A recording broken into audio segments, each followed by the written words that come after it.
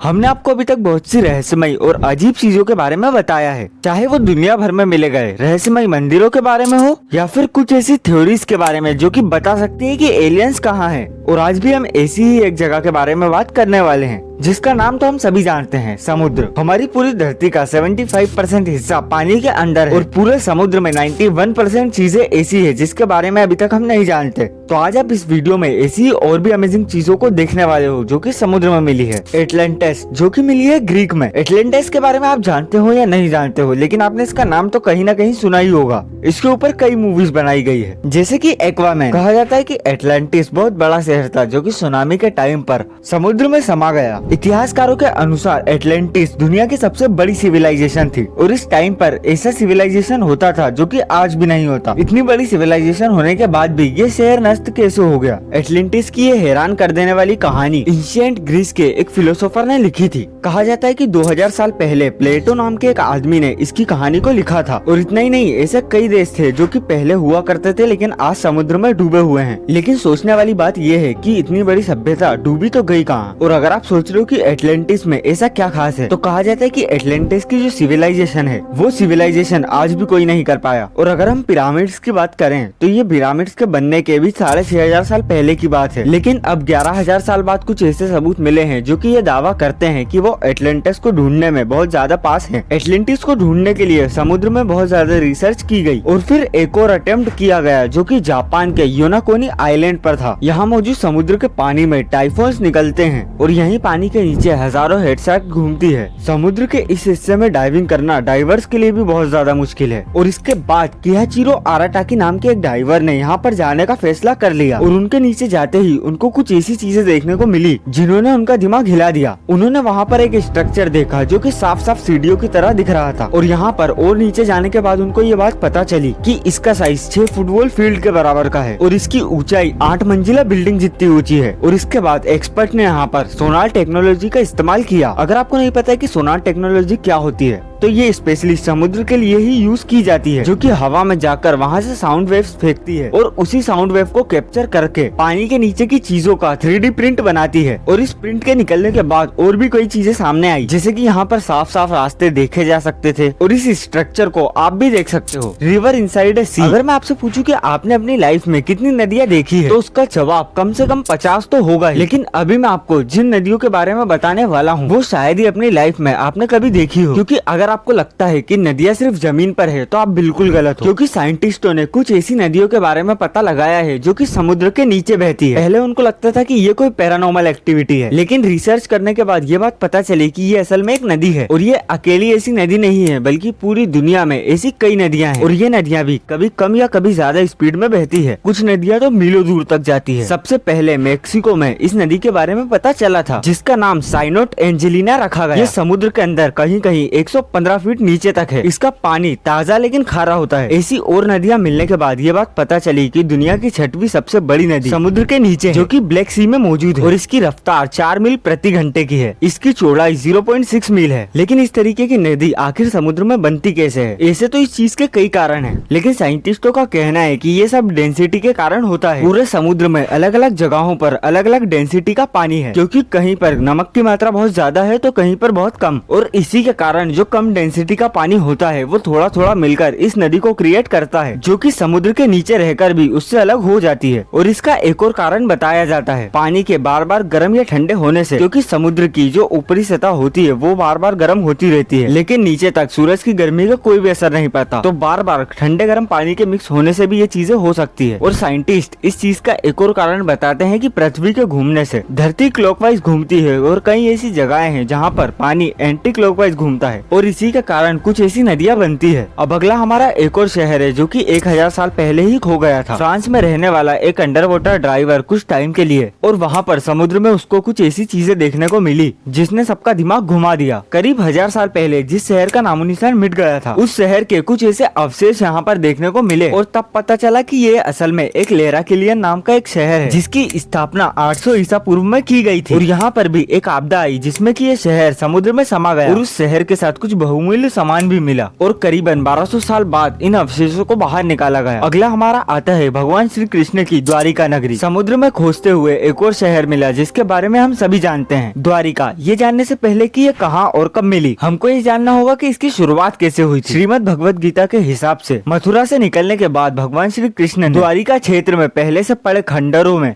एक नगरी बसाई और वो फिर से अपने पूर्वजों की नगरी में रहने लगे। उन्होंने द्वारिका को पूरी तरह से रहने लायक बनाया। तो ऐसा क्या हुआ कि द्वारिका समुद्र में बह गई? इस सवाल की खोज कई वैज्ञानिकों ने की और उसके बाद सैकड़ों फीट नीचे कुछ ऐसी चीजें मिली जिन्होंने सबको चौंका दिया। अगर हम द्वारिका का परिचय दें तो इस शहर में बहुत सारे द्वार थे जिसके कारण इसका नाम द्वारिका पड़ा। इस शहर के चारों ओर बहुत लंबी दीवारें थी जिसमें कि कई गेट थे और ये दीवारें आज भी समुद्र के तल में स्थित है। अगर हम प्राचीन भारत की बात करें तो कुछ ऐसे शहर थे जो कि सबसे खास थे, जिसमें आता है द्वारिका, मथुरा, काशी, हरिद्वार, अवंतिकापुरी, कांची और अयोध्या। और द्वारिका एक नहीं थी बल्कि दो थी, गोमती द्वारिका और बेट द्वारिका। गोमती द्वारिका असल में एक धाम है और जो बेट द्वारिका है वो असल में द्वारिकापुरी है। और बेट द्वारिका के लिए समुद्र से जाना पड़ता है। लेकिन आप सोच रहे हो कि भगवान कृष्ण मथुरा छोड़कर द्वारिका गए ही क्यों? तो कंस को मारने के बाद जब भगवान कृष्ण मथुरा में रहने लगे तो जरासंध बार बार मथुरा में आक्रमण करवाता था। तब मथुरा की भलाई के लिए भगवान कृष्ण ने मथुरा को छोड़कर द्वारिका जाने का फैसला किया। और यहाँ 36 साल राज करने के बाद जब भगवान श्री कृष्ण की मृत्यु हुई तब द्वारिका समुद्र में डूब गई और यादव कुल खत्म हो गया। लेकिन भगवान श्री कृष्ण के परपोते यहाँ पर बच गए जिनका नाम था वज्रनाभ। द्वारिका के समुद्र में डूबने पर अर्जुन द्वारिका गए और वहाँ की बची हुई महिलाओं को हस्तिनापुर ले आए। तो समुद्र के अंदर द्वारिका को सबसे पहले किसने देखा? द्वारिका के समुद्री अवशेषों को सबसे पहले पायलटों ने देखा। एक टाइम था जब लोग कहते थे कि द्वारिका एक काल्पनिक नगरी है, लेकिन एस.आर. राव ने इन सभी बातों को झूठ साबित कर दिया। 1979 में प्रोफेसर राव और उनकी टीम ने 560 मीटर लंबी दीवार की खोज की जो कि द्वारिका की थी, जो कि 1520 ईसा पूर्व के थे।